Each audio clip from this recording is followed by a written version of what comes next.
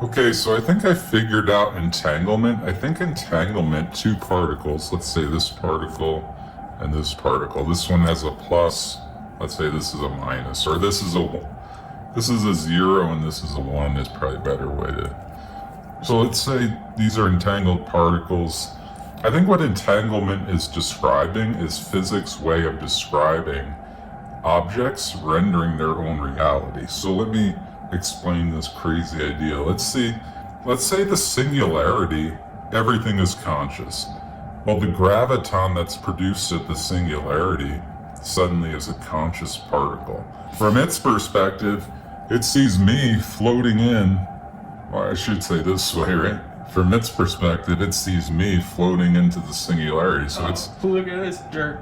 Yeah, it sees me coming down. It's down. But from my perspective, I see myself going towards the singularity.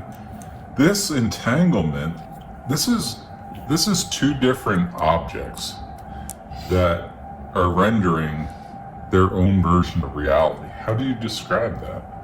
Well, entanglement could be the way of describing that, because all the particles in me are entangled with all the particles of that once we have an interaction like this.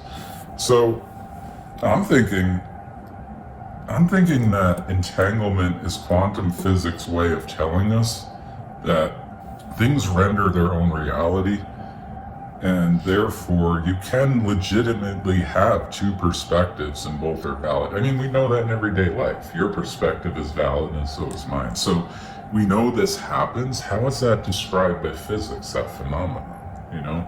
So I think entanglement is the way that's connecting those. And that would also somewhat prove panpsychism yet again. Yeah, I think that. Panpsychism. Check it out, I made his legs a little long because he's spaghettified.